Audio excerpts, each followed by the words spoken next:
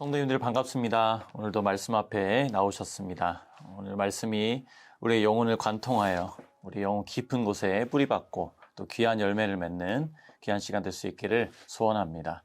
오늘 우리에게 주신 하나님의 말씀 에스겔 14장 12절부터 23절까지의 말씀입니다. 주님께서 나에게 말씀하셨다. 사람아, 만약 어떤 나라가 가장 불성실하여 나에게 죄를 지음으로 내가 그 나라 위에 손을 펴서 그들이 의지하는 양식을 끊어버리고 그 나라에 기근을 보내며 그 나라에서 사람과 짐승을 사라지게 한다고 하자. 비록 그 나라 가운데 노아와 다니엘과 욥 이 세 사람이 있다 하더라도 그 세 사람은 자신의 의로 말미암아 자신의 목숨만 겨우 건질 것이다. 나 주 하나님의 말이다. 가령 내가 그 나라에 사나운 짐승들이 돌아다니게 하여 아이들까지 없애버리고 또 그 짐승들이 무서워서 그 땅에 돌아다니는 사람이 없기 때문에 그 땅이 황무지가 된다고 하자. 내가 나의 삶을 두고 맹세하건대 비록 이 세 사람이 그 가운데 있다 하더라도 그들은 아들이나 딸도 건져내지 못하고 그들 자신만 겨우 구출할 것이며 그 땅은 황무지가 될 것이다. 나 주 하나님의 말이다. 가령 내가 그 나라에 전쟁의 칼이 들이닥치게 하고 명령을 내려 가라 이 땅을 돌아다니며 휘둘러라 하여 내가 그 땅에서 사람과 짐승을 사라지게 한다고 하자. 비록 이 세 사람이 그 가운데 있다 하더라도 내가 나의 삶을 두고 맹세하건대 그들은 아들이나 딸도 건지지 못하고 그들 자신의 목숨만 겨우 건질 것이다. 나 주 하나님의 말이다. 가령 내가 그 땅에 전염병을 퍼뜨리고 내 분노를 그 땅에 쏟아부어 거기에서 사람과 짐승이 피투성이가 되어 사라진다고 하자. 비록 노아와 다니엘과 욥이 그 가운데 있을지라도 내가 나의 삶을 두고 맹세하건대 그들은 아들이나 딸도 건지지 못할 것이다. 그들마저도 자신의 의로 말미암아 그들의 목숨만 겨우 건질 것이다. 나 주 하나님의 말이다. 나 주 하나님이 이렇게 말한다. 내가 예루살렘에서 사람과 짐승이 사라지게 하려고 나의 4가지 맹렬한 재앙들 곧 전쟁과 기근과 사나운 짐승과 전염병을 거기에 보낼 때에 그 해가 얼마나 크겠느냐. 그러나 그 속에서도 재앙을 피한 사람들이 있어서 아들, 딸들을 데리고 나올 것이다. 그들이 너희에게로 나올 때에 너희가 그들의 그 악한 행실과 행동을 보면 내가 예루살렘에 내린 재앙, 곧 내가 그곳에 내린 모든 것에 대하여 너희가 위로를 받을 것이다. 너희가 그들의 악한 행실과 행동을 보면 너희가 위로를 받고 내가 예루살렘에서 한 모든 일이 공연하는 것이 아님을 알게 될 것이다. 나 주 하나님의 말이다. 아멘. 오늘 본문의 말씀은 예루살렘의 멸망을 다루고 있습니다. 이 멸망을 반면 교사로 삼아서 바벨론 포로로 잡혀간 그 공동체가 하나님께 반응하고 또 우상으로부터 돌이킬 것을 말씀합니다. 예루살렘이 멸망당할 때 만나게 될 재앙이 크게 4가지로 소개가 됩니다. 첫 번째 기근이고요. 두 번째 사나운 짐승, 세 번째 칼, 그리고 마지막 전염병입니다. 이 재앙들은 이미 5장에서 하나님이 내리는 저주의 수단으로 소개가 되었습니다. 그러니까 예루살렘의 유다가 멸망당한 것은 단순히 어려운 일을 만난 해프닝이 아니라는 겁니다. 유다가 멸망하는 것은 하나님과 맺은 그 언약을 어긴 데 대한 결과이고 징계임을 하나님이 지금 분명히 하고 계시는 겁니다. 근데 오늘 본문에서 아주 특징적인 것이 있습니다. 그것은 이 4가지 재앙을 소개하면서 공통적으로 소환되는 3사람이 있는데 노아, 다니엘, 그리고 욥입니다. 14절 말씀해 보니까 비록 그 나라 가운데 다니엘과 욥 이 3사람이 있다 하더라도 16절에도 내가 나의 삶을 두고 맹세하건대 비록 이 3사람이 그 가운데 있다 하더라도 그 뒤에 18절에도 20절에도 반복이 됩니다. 왜 하나님은 노아, 다니엘, 욥을 이야기하시는가? 일단 이 3사람의 2가지 공통점이 있습니다. 첫 번째는 이 셋 모두 자신이 아닌 다른 누군가를 위하여 혹은 나라를 위하여 중보기도를 했던 사람들입니다. 노아는 방주를 만들어 자기 식구들을 구원했고요. 욥도 자기 식구들을 위해 기도했습니다. 다니엘 역시 자기 민족을 위해 중보기도를 드렸는데요. 이 다니엘서 9장을 대표적으로 보면 얼마나 다니엘이 간절히 나라를 위해 기도했는지 금식을 하고 베옷을 걸치고 제를 깔고 하나님께 기도합니다. 하나님, 우리가 죄를 지었습니다. 우리를 긍휼히 여겨 주십시오. 용서하여 주십시오. 이 도성의 고통을 굽어 보아 주십시오. 이렇게 주님 앞에 중보기도를 올립니다. 여러분, 우리 주변에 다니엘과 같은 이런 기도의 사람이 있다면 얼마나 든든할까요? 그런가 하면 이 두 번째, 이 세 사람의 공통점이 무엇이냐? 모두가 불의에 휩쓸릴 때에 이 사람들만은 의의 길을 걸었습니다. 노아가 방주를 만들 당시에 사람들을 하나님이 이렇게 보셨다고 했습니다. 창세기 6장 12절에 하나님이 땅을 보시니 썩어 있었다. 살과 피를 지니고 땅 위에서 사는 모든 사람들의 삶이 속속들이 썩어 있었다. 욥도 하나님이 허락하신 고난을 감당해 나가는데 주변의 친구들도 그랬습니다.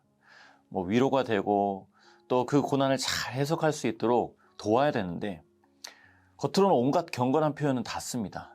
근데 오히려 욥을 혼란스럽게 했죠. 네가 죄가 많아서 그렇다. 하나님 앞에서 잘하지 못해서 그렇다. 그러니까 네가 좀 나아지려면 회개를 해라. 욥은 그 속에서도 혼란스러운 상황 속에서도 끝까지 고난을 감당하며 하나님이 이끄시는 그 의의 길을 걸어야 했습니다. 다니엘도 보시죠. 다니엘 역시 바벨론의 우상이 가득한 곳에서 하루에 3번씩 생명을 건 기도를 하며 하나님의 회복을 구했습니다. 그러니까 이 세 사람 모두 강물에 죽은 토막이 이 힘없이 쓸려 내려가듯이 온 세상이 불의의 길로 내려갑니다. 그런데 이 세 사람은 꿋꿋하게 의의 길을 걸은 것이죠. 이 세 사람 모두 우리에게 참 도전이 되는 신앙의 선진인데요. 주님이 이 세 사람을 소원하면서 결국 말씀하시고자 하는 핵심이 이겁니다.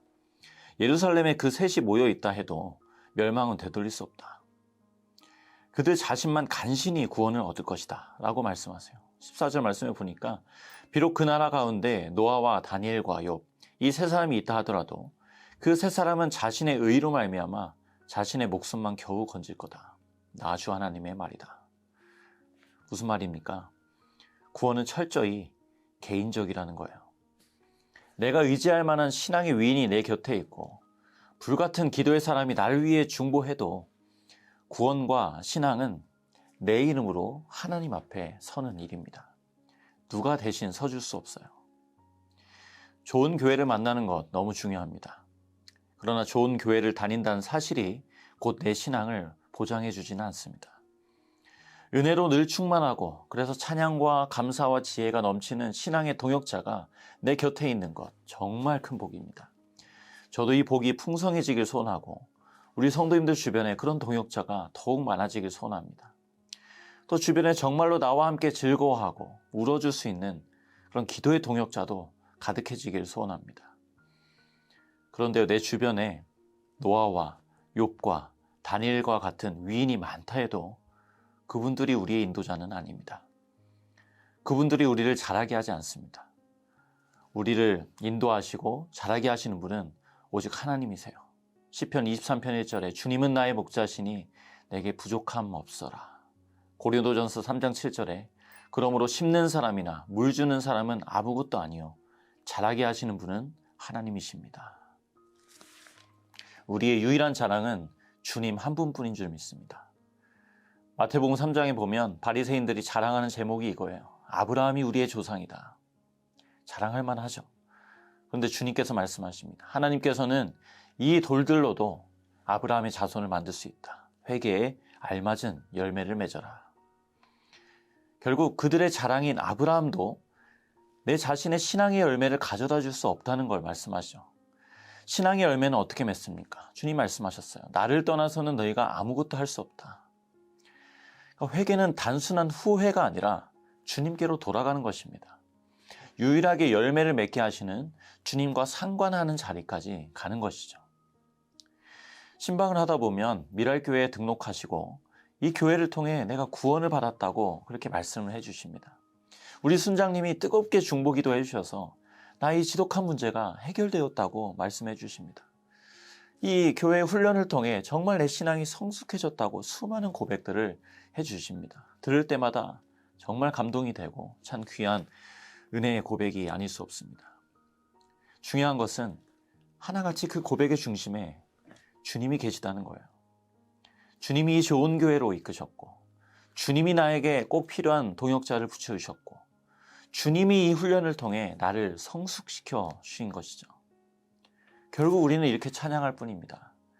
모든 것이 은혜. 내 삶에 당연한 것 하나도 없었던 것은 모든 것이 은혜였습니다. 주님의 은혜인 것을 우리는 찬양합니다. 본문 마지막 2절에서는 예루살렘에 내린 재앙으로 너희가 위로를 받을 것이라고 말합니다. 어떻게 그들의 재앙이 우리에게 위로가 됩니까? 하나님의 말씀이 옳다는 것을 눈으로 보았기 때문이에요. 하나님 멸망을 예고하신 대로 그대로 성취하시는 하나님을 보면서 그래 나도 다니엘과 노아와 욥과 같이 그 하나님을 나의 목자로 삼을 수만 있다면 포로인 지금 우리도 부족함이 없게 하시겠구나. 지금 비록 죽은 자처럼 누군가의 눈에 보일지라도 노아, 다니엘, 욥과 같이 의의 길로 걸어가는 자를 하나님이 구원하시겠구나. 이 사실로 위로를 얻는 것이죠. 저와 여러분은 이미 예수님 안에서 의롭다 여김을 받았습니다. 이것이 우리의 영원한 위로와 소망의 제목 아닙니까? 오늘도 누구의 신앙에 기대는 것이 아니라 오직 예수 안에서, 우리 안에 계신 예수 안에서 인격이신 하나님 앞에 단독자로 설 수 있길 원합니다. 그 하나님과의 사귐을 우선순위에 두는 하루 되시기를 축복합니다. 그래서 우리를 인도하시고 자라게 하시는 우리의 유일한 자랑, 하나님을 찬양합니다. 함께 기도하시겠습니다. 하나님 아버지 감사합니다. 오늘도 우리의 유일한 목자가 하나님이시니 그 하나님 안에서 내가 부족함이 없습니다. 주님만이 우리를 자라게 하시고 주님께서 우리를 인도하시고 주님만이 우리를 가장 좋은 길로 이끌어 가시는 이 일로 하나님 우리가 감사하고 주님께만 찬양합니다. 하나님 오늘도 온종일 주님과 함께하며 우리 인생의 유일한 자랑이 하나님이심을 우리의 삶으로 고백할 수 있도록 도와주시고 우리 신앙의 동역자 너무 귀하고 우리 사랑하는 미랄교회에 소속되게 하신 하나님의 은혜에 감사하며 그러나 중요한 것은 오늘 이 하루 하나님 앞에서 예수 그리스도 안에서 단독자로 서서 주님 앞에서는 우리의 온종일이 될 수 있도록 도와주시옵소서. 그렇게 하나님 앞에 나아가는 우리에게 하나님의 크신 복이 함께 하시기를 간절히 소원하며 이 모든 말씀 살아계신 예수 그리스도의 이름으로 기도드립니다. 아멘.